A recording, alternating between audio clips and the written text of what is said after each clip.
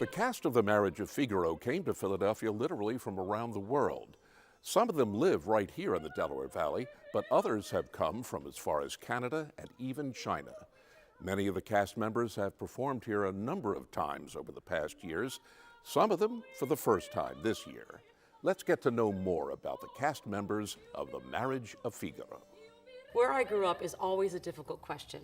So I grew up in New Orleans, Louisiana. Hershey, Pennsylvania. I was born in the suburbs of Chicago, North Carolina. Newburgh, New York. but grew up in Tokyo and Taipei and Hong Kong. Fort Worth, Texas. China, Ningbo. Greenville, South Carolina. And now I live outside of London. I grew up in Baltimore, just down the road, and so we have similar accents. I've worked really hard to turn mine off, but I can turn it back on. I think if you go to Wawa and eat Tasty Cakes, it comes back in. Becoming an opera singer kind of came out of left field. I grew up in musical theater, dancing 4 shows a day, 7 days a week in amusement parks.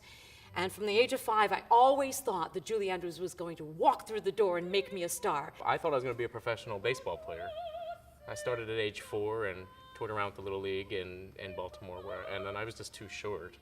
So I went to the Performing Arts High School in Baltimore, and I immediately realized I could do this, and ended up at Juilliard when I just turned 18, and it sort of went from there. So I saw this car commercial. Turns out in the car commercial, it was Queen of the Night from Magic Flute. I went into my choir rehearsal at school, just part of school, and my choir director was playing what I recognized as the car commercial song. And I was like, oh, I can sing along with that. And he was like, no, you don't know this. This is like a really hard thing. And I was like, no, it goes like this.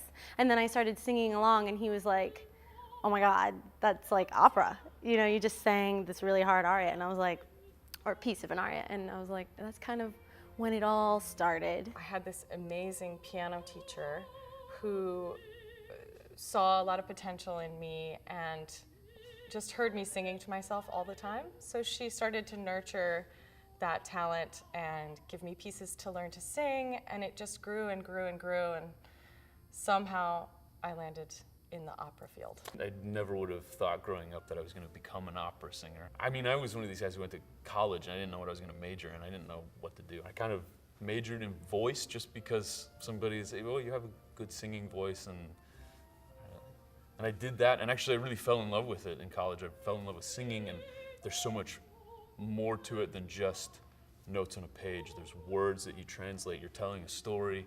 So that really hooked me early on. I remember watching PBS a lot when I was a kid, and watching like Kiri Takanawa, who was this famous soprano, and do a Christmas special or something, and I was in awe of it, and I thought it was so beautiful. I was kind of tricked into it a little bit by my mom.